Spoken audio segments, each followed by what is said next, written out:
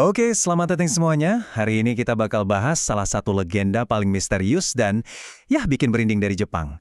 Sebuah kisah yang udah bikin banyak orang bertanya-tanya selama lebih dari 1 abad dan semuanya berpusat pada satu boneka bernama Okiku.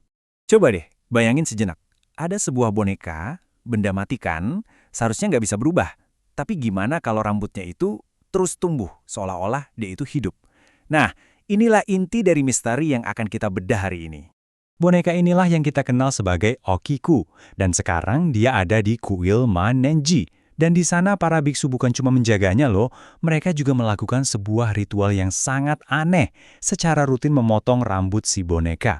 Kenapa? Karena rambutnya itu nggak pernah berhenti tumbuh. Untuk ngerti gimana semua ini bisa terjadi, kita perlu mundur dulu.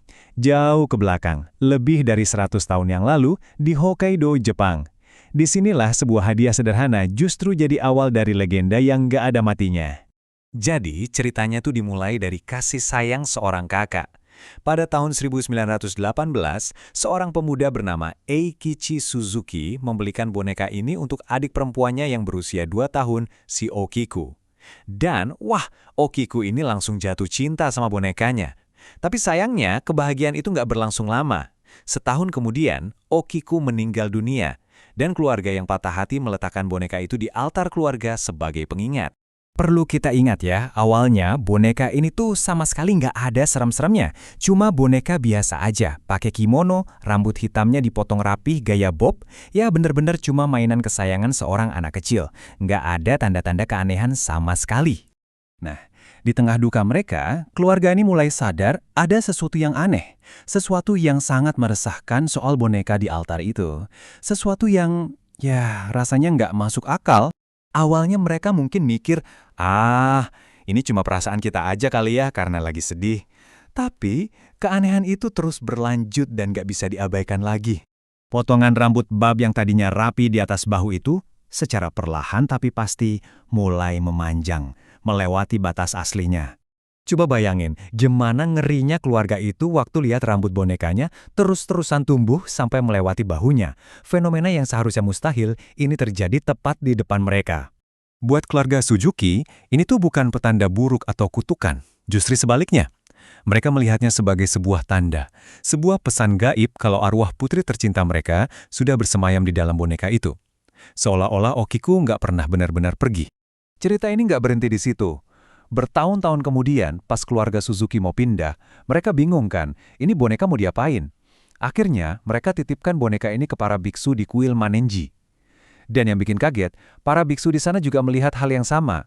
Mereka jadi saksi rambutnya tumbuh, dan dari situlah dimulai tradisi memotong rambut si boneka yang masih dilakukan sampai sekarang. Nah, di sini ceritanya jadi makin dalam dan misterius. Ada klaim yang bilang kalau sampel rambut boneka ini pernah dites secara ilmiah. Hasilnya? Katanya sih, itu rambut manusia asli. Walaupun klaim ini agak susah ya buat diverifikasi, tapi cerita ini udah jadi bagian penting dari legenda Okiku. Fenomena kayak gini kan, pastinya memicu perdebatan sengit. Ini beneran bukti kekuatan gaib atau ada penjelasan lain yang lebih logis? Yuk kita lihat dari kedua sisi. Disinilah letak perdebatannya. Di satu sisi ada keyakinan kuat kalau arwah Okiku itu benar-benar tinggal di dalam boneka. Tapi di sisi lain, kaum skeptis punya penjelasan yang lebih masuk akal. Mungkin rambutnya pernah diganti, atau efek kelembapan bikin kelihatan lebih panjang, atau bahkan ini semua cuma kekuatan sugesti aja karena rasa duka yang mendalam. Jadi, mau apapun penjelasannya, kisah boneka Okiku ini udah jadi lebih dari sekedar cerita keluarga. Dia udah jadi ikon budaya, ikon paranormal yang terkenal banget. Sampai sekarang, boneka itu masih ada di kuil Manenji, menarik wisatawan dan para pencari tahu dari seluruh dunia. Beberapa pengunjung bahkan ngaku lihat hal-hal aneh loh. Ada yang bilang ekspresi wajah bonekanya kayak berubah. Ada juga yang ngerasa hawa jadi dingin banget pas di dekatnya.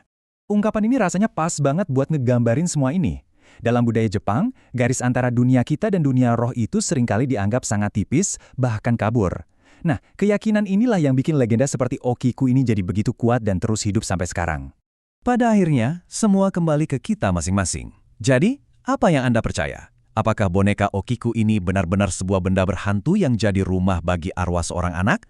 Ataukah ini hanyalah sebuah cerita yang luar biasa kuat, yang lahir dari rasa cinta, kehilangan, dan kekuatan keyakinan manusia? Jawabannya, mungkin ada di tangan Anda sendiri.